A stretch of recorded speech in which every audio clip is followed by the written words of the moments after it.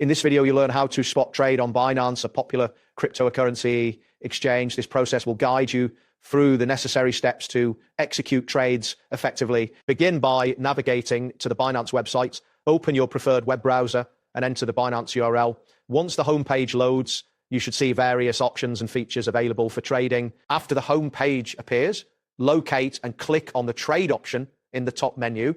This action will direct you to the trading section where you can access different types of trading functionalities. Next, select spot from the drop-down menu. This choice will take you to the spot trading interface where you can view various trading pairs and market data. Once the spot trading page is open, you will see a chart displaying real-time price movements. Click on the chart option to access detailed graphical analysis of the selected trading pair. After accessing the chart, click on Info to view additional information regarding the selected asset. This section typically includes important details such as trading volume and price changes.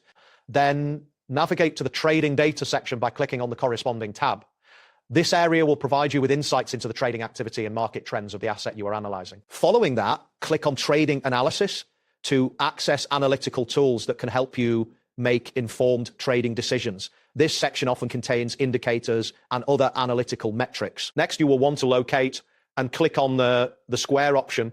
This feature is essential for viewing different order types and functionalities available within the trading interface. Following this, click on Spot once again to ensure you are set up for spot trading. This confirmation step is crucial for ensuring you are in the right trading mode. Now, you can select Limit to place limit orders.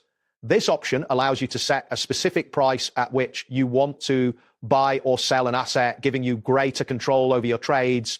Then click on Market to place market orders. This option executes trades at the current market price, allowing for faster transactions. Next, select Stop Limit to set up stop limit orders.